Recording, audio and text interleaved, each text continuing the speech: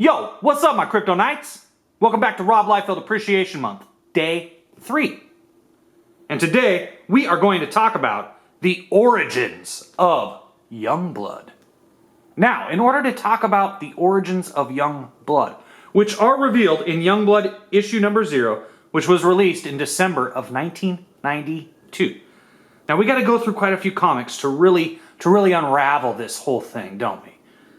We've got to go through Youngblood, and we got to go through Team Youngblood. But first, I got to show you a little something. Just a little something. This is Bloodstrike, number 1, and this is Brigade, number 1. Now, I am not a big fan of Bloodstrike or Brigade, and I know that there are a lot of fans out there of Bloodstrike and Brigade, so I'm not here to, like, crap on these. It wasn't for me. Youngblood was my team. Not Bloodstrike, not Brigade, not this dude who looks like a cheap ripoff of Wolverine.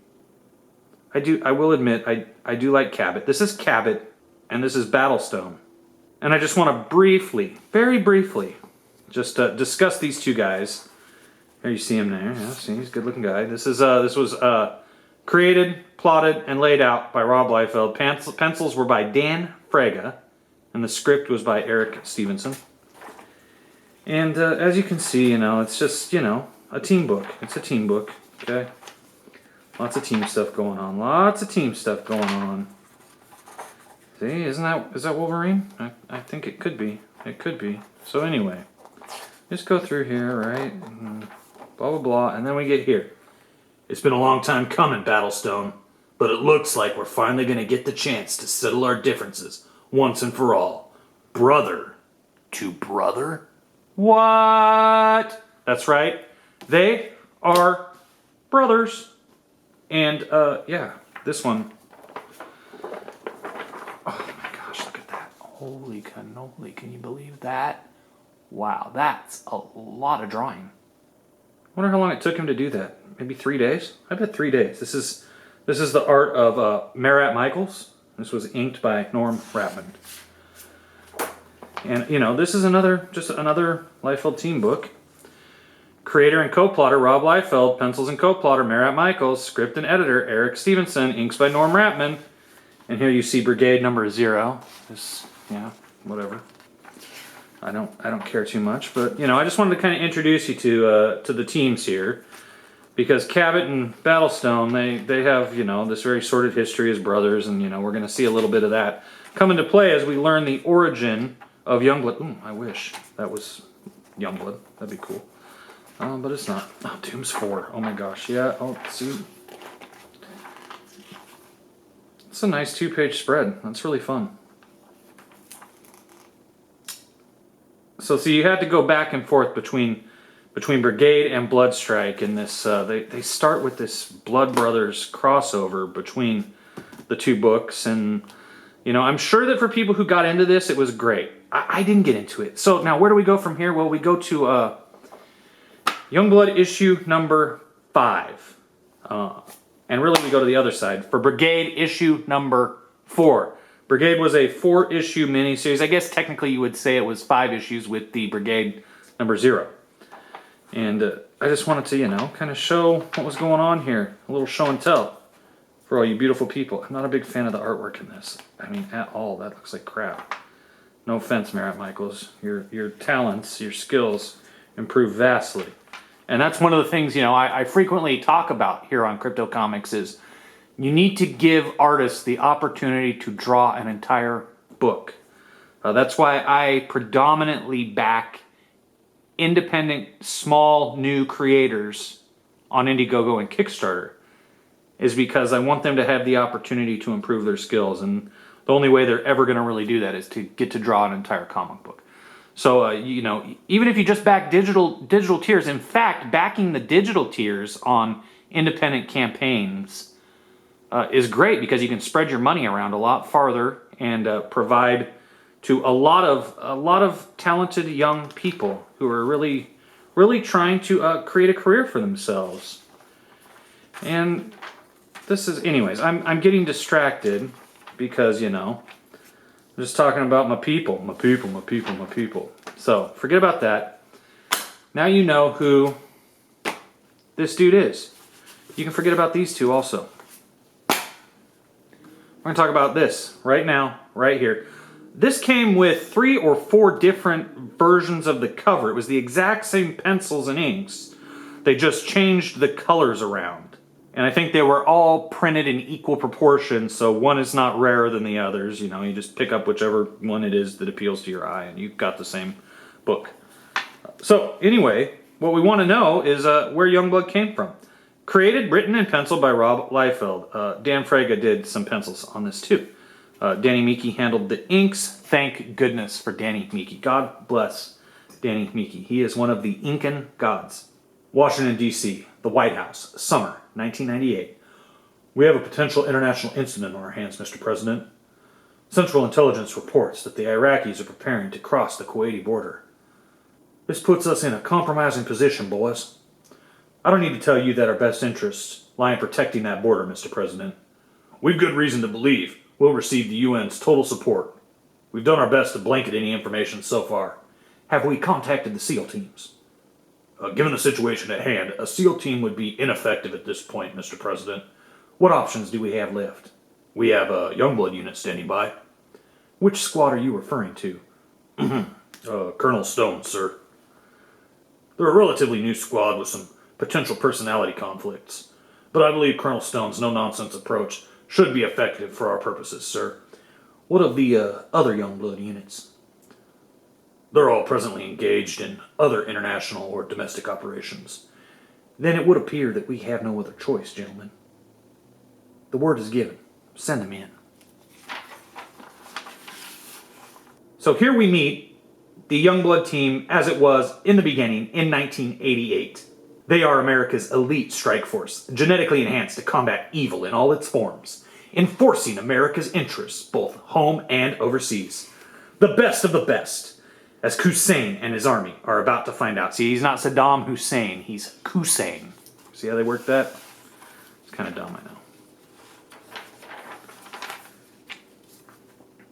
They strike hard and fast, instantly turning the tide of battle. Hussein's troops are great in number, but prove no match for the genetically enhanced power of Youngblood. Looks like we made a big splash, boys. Riptide, mistress of moisture, can command water in all its forms. Chapel, cold-blooded killer for hire. Diehard, genetic Superman. We made short order of the first strike. It's time to move on.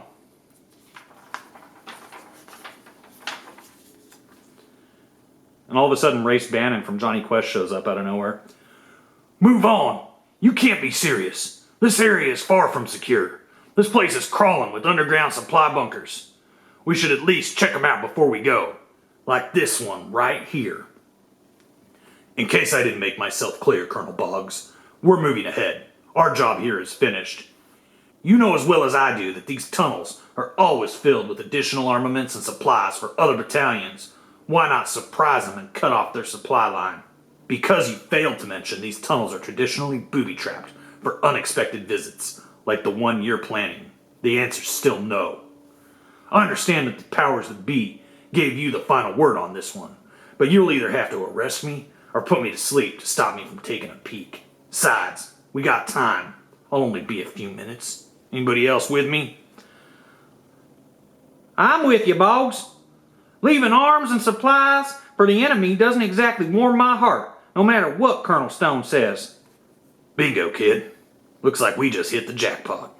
Look at all this stuff. I should be leading this strike instead of that fool Battlestone. He's too inefficient. Leaves too much behind. Come on, let's see what else they got stored down here. Are you sure we should go any deeper? I mean, the team could be leaving, or... Or what, kid? They ain't going anywhere without us. Especially considering... Oh my friggin'! Turn around, kid! Turn around! What the... Rains! Boggs! They're in the tunnels! Damn! I warned those fools. Everyone stay put. Like hell I will. I'm going in after them. After what? There'll be nothing left of them. You'll stay right where you are, son. No one else is going down in those tunnels. I tried to warn them. But you did nothing to stop them, did you, Colonel? You knew what would happen to Boggs. You didn't like your authority being challenged, so you figured he deserved it. Bye-bye, Boggs. Bye-bye, problem. That'll be enough out of you, Gamble. Ah! Battlestone, you are out of line. This kid isn't a metahuman like you. He hasn't beaten death like you have. You okay, kid? Gamble? Gamble? There's no pulse. Stoney's dead. You killed him. And you also broke the wire coat hanger that he likes to wear around his eyes. Chapel cannot abide that. No! Yeah? And so they have this huge fight, right? And they decide they're going to take him back home. Got no choice, Colonel. And Chapel here, surprisingly enough, has a little bit of integrity. Step away, diehard. Just because Stone crossed the line doesn't give you license to do the same. As for you, Colonel, I'll give you a choice. You can surrender yourself to my authority and rise to your feet with your dignity intact, or I can have diehard pull you up and forcefully restrain you. Good choice, Colonel. You're under arrest. We'll let the boys back home decide what to do with you. For better or worse, this mission is a wrap. Battlestone crosses the line and then they hook him up with those gauntlets that they always hook mutants up to in the X-Men universe. I always see mutants wearing these things when they're in trouble with the law. Approximately 59 hours later. This court is now in session. The Honorable Judge Wapner presiding. Actually, that's not what it says. It says, let the sentencing of Colonel John Helix Stone begin. He's in trouble. Oh, we're going to keep going this way, huh? Okay. About bragging time. Colonel Stone, after reviewing your actions in Kuwait, this committee has decided against any decision to court-martial or imprison you. Your previous record of service to this country far outweighs your breakdown in this situation. However, because of the lives lost in this situation and your conduct throughout, we are relieving you of your status with the U.S. government's military and the Youngblood Project. You will be relieved immediately of your duties and responsibilities and return to civilian status. We don't want to make an incident out of this, Colonel, which is one of the reasons we would like to forgo any sentencing in favor of you going away quietly. We don't want to make any waves. This is, after all, an election year. Do we understand each other? I understand one thing, that you're all crooks and dirty politicians, and what the system needs is to rid itself of sewage like yourselves before any changes can be made, before any healing can begin. You sent me into a covert situation with untested operatives. That's where your screw-up lies. Look to yourselves for the blame, pigs, not me. I must disagree with you, Colonel. The breakdown in leadership is what's at issue here. Had the proper authority been exercised, we would not be here discussing your termination. As for the men, Boggs and Gamble, they were clones. We have no doubt we can replace them the same way we did you, Colonel. Monsters! First you engage in the science of reanimating dead soldiers, now you're artificially generating life. You're not gods. How long until the true positions of power are held by the unliving? Come now, Colonel. You can't honestly believe we'd let that happen. Besides, it's the same science you condemn that allows you to stand before us now. Or have you forgotten? I haven't ever forgotten, but I won't go away. Your nightmare's just beginning. Uh-oh.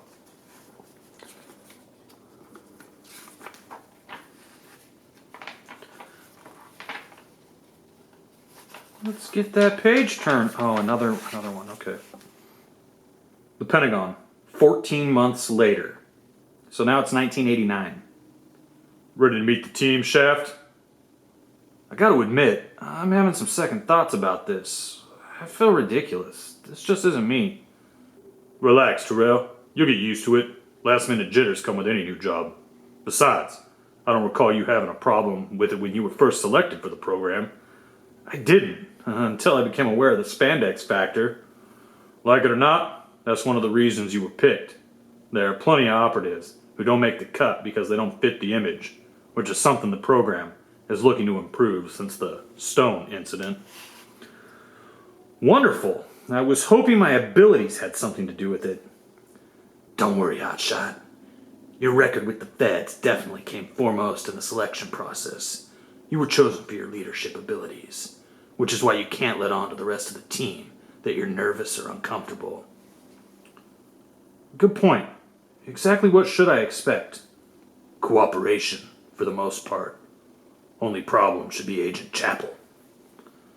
I remember being briefed on him. He had to pull rank on his last commanding officer, didn't he? Yeah, the fact that Colonel Stone was also an old friend of Chap's didn't help make the matter any easier.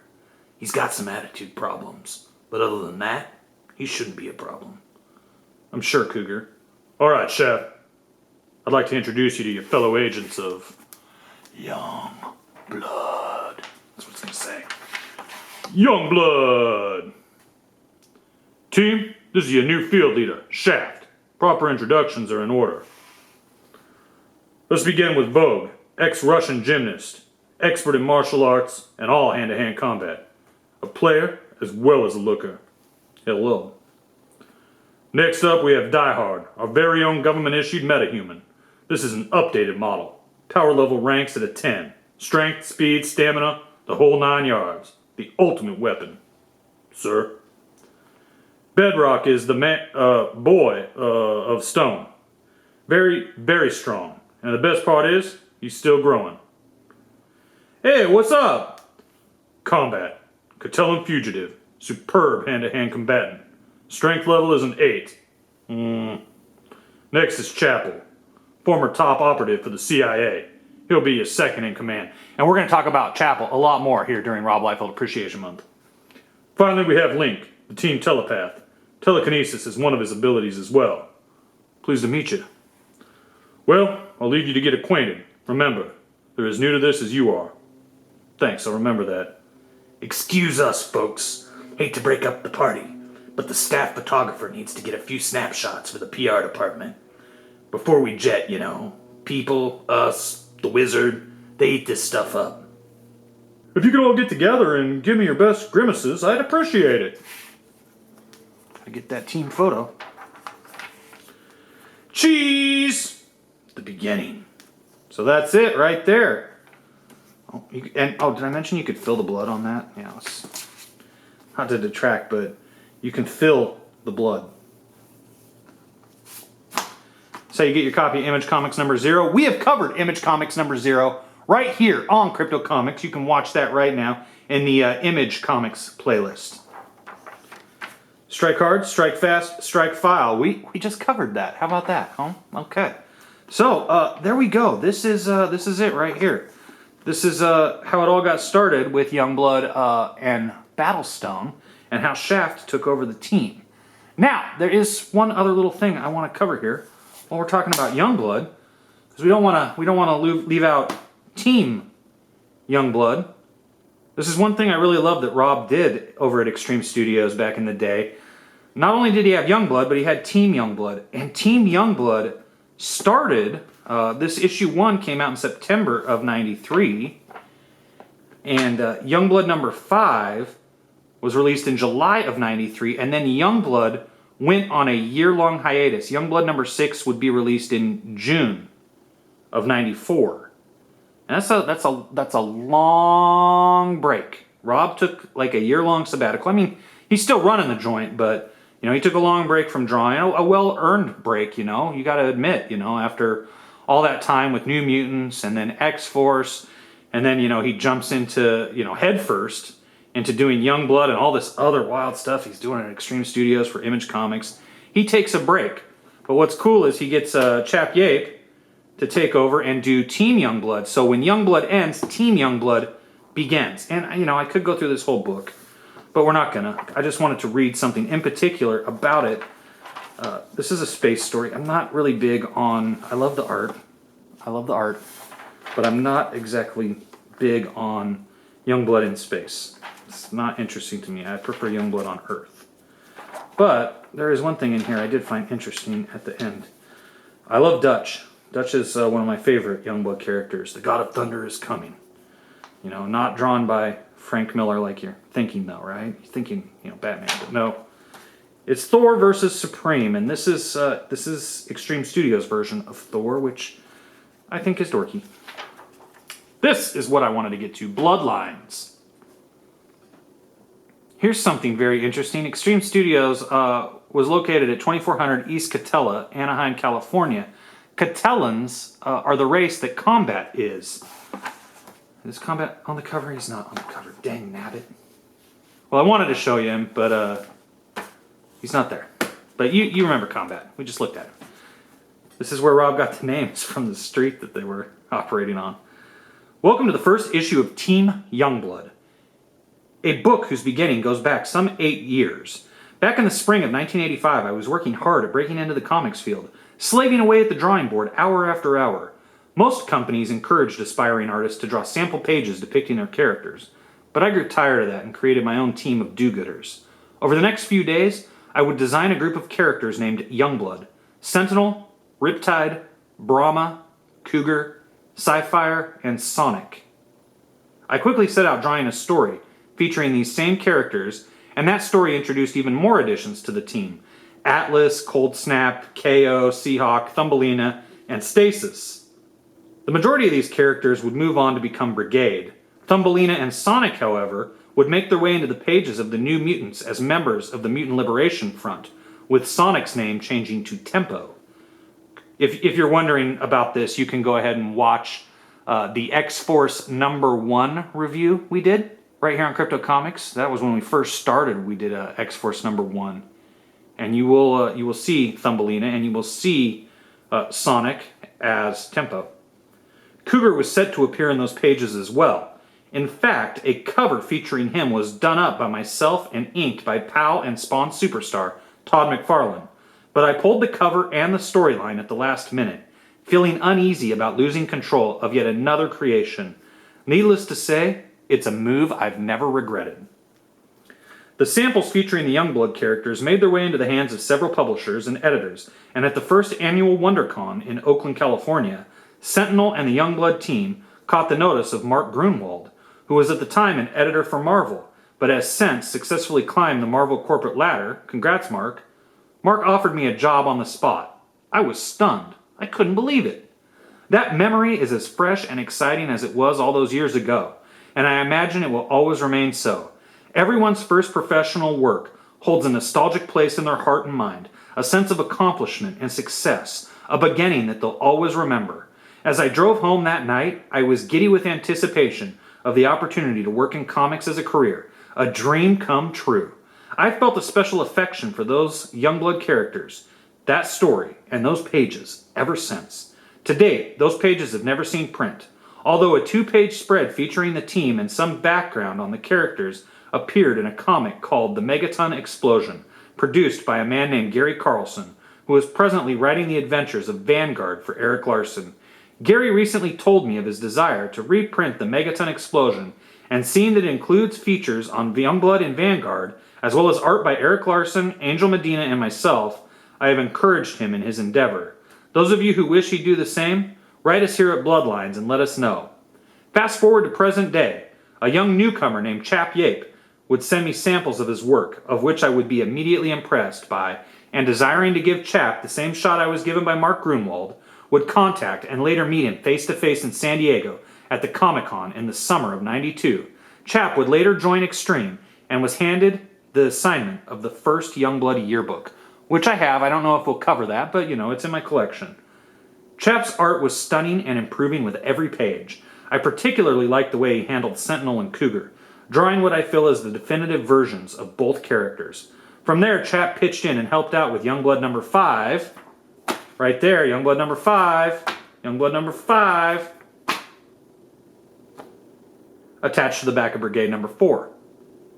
I couldn't believe how fast his work was progressing. Following Youngblood number 5, Chap and I sat down and talked a bit about future assignments. It was my desire that Chap continue depicting the adventures of Sentinel and the away team in the pages of the book you now hold in your hands, Team Youngblood. We plotted out the first year's worth of stories, and in the process, Chap showed me a character he had designed named Dutch. Chap was intending to use him in another Extreme project, but was successfully persuaded to place him among the new characters in Team Youngblood. From there, Chap allowed me some room to develop Dutch's character, as well as his place on the team. Masada was a character that had been collecting dust in my files for years, until she was pulled out for her new assignment alongside the away team. For the record, Masada means fortress, and is the name of the historic site in Israel, where the Israelites found refuge from the Roman Empire before electing to commit suicide rather than die at the hands of the Romans, an event which plays a large part in Masada's origin. With the addition of Dutch and Masada and Chap's beautiful redesigns for the rest of the team, I feel that Team Youngblood has a strong look and feel, as well as a volatile mix of characters. Chap is working night and day to get this book out regularly. His drawing ability is spectacular, and his talent is growing with every page. As of this writing, issue 2 is complete and looks fantastic, and issues 3 and beyond promise to be real treats for everybody. As talented as Chap is, he couldn't bring this title to you alone. He's aided and abetted by the ever-talented Norm Rapman, whose inking skills have been on display over on another member of the Youngblood extended family, Brigade. Norm and Chap make a great team, both playing to each other's strengths. Norm had never inked a comic before the first issue of the Brigade miniseries. Wow! But has since transformed himself into one of the best inkers in the business. Norm's dedication to every line shows page after page. Well, there you go. See, you can break into the comic book industry without any experience. Isn't that amazing? Norm Rapman had never inked a comic before the first issue of the Brigade miniseries. That's incredible to me. The art would be nothing more than pretty pictures without the aid of scripter extraordinaire Eric Stevenson. What doesn't this guy write? Eric's scripting abilities are on display all over the Image universe, on such titles as Youngblood Strike File, Brigade, Bloodstrike, and now Team Youngblood. Eric has a great way with words and knows these characters in, out, backwards, and forwards. Team Youngblood is in good hands with Eric. Byron Talman recently returned to us from a summer stint interning at Ollie Optics, where he was able to learn at the feet of color guru Steve Oliff. Byron will be here every issue applying the skills and knowledge that he honed to perfection up at Ollie Optics to each and every page. Thanks again, Steve, for making sure Brian got back to us in one piece. The Extreme Color Team makes its debut here and is manned by Jason Irwin, Ron Reif, Don Skinner, and Andrei Kromov. What these gentlemen do on the computer with color is astonishing. With Byron's color guides and the Extreme Team at the cutting edge of computer graphics, the colors in Team Youngblood will blow you away. Art T-Bear is widely renowned as the industry's premier inker.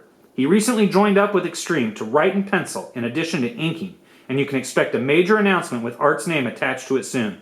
That would be Black and White, which is actually, remastered 25 years later and put on Indiegogo this past year, and was a rip-roaring success for Art. And I love it because Art is like one of the nicest dudes in comics, seriously. He's so nice, down-to-earth, funny, he's great. In the meantime, he'll be inking each and every Team Youngblood cover, and we couldn't be more pleased. We hope you are too. To round things out, Kurt Hathaway, Esquire, brings his lettering expertise to every Extreme title, and Team Youngblood is his latest addition. I'm excited about Team Youngblood and its future. We've kicked things off with Geiger and his Cybernet boys taking the Liberty 2 space station hostage. This storyline will continue until issue 3, but the ramifications will be felt for some time. Future issues will explore what's happened to Brahma, the plight of Sapphire, the return of the Four, a journey to Cougar's homeland, and much, much more. Don't be surprised if some of the home team pop in from time to time as well. Watch this space next month for an announcement concerning the Youngblood cartoon show and toy line. It should be exciting, so don't miss out. Till then, Rob Liefeld. Man, I love comic books. I love Rob Liefeld. And I think you should too. All these comics are probably available in the back issue bins of your local comic book shop. And I'll tell you what, they are cheap. At my local comic shop, I can get these for 50 cents a pop. Hopefully you have a comic book shop that sells back issues for a very fair price, a very reasonable price, maybe a price that'll knock your socks off, like 50 cents an issue. If you can get them for $1 an issue, you might have fun. Now, like I've said, I love Photon and I love Dutch. And, and Sentinel has grown on me a lot. I'm not a big fan of Cougar. But Team Youngblood gets really good. It gets really good, probably after issue 3. Same with Youngblood. I'm going to come back and talk some more about some of my favorite issues of Team Youngblood, some of my favorite issues of Youngblood, as Rob Liefeld Appreciation Month continues here on Crypto Comics. So, if you're having a good time with me, please give this video a thumbs up. If you're new here, subscribe and hit that ding-dong for notifications. If you are truly a loyal Kryptonite, please go to megawattcomic.com and back my comic book, now available on Kickstarter. It's Megawatt, versus the Vampires of the Sun. And I will continue to bring you comic book related entertainment right here on Crypto Comics. I'll see you tomorrow for more Rob Liefeld.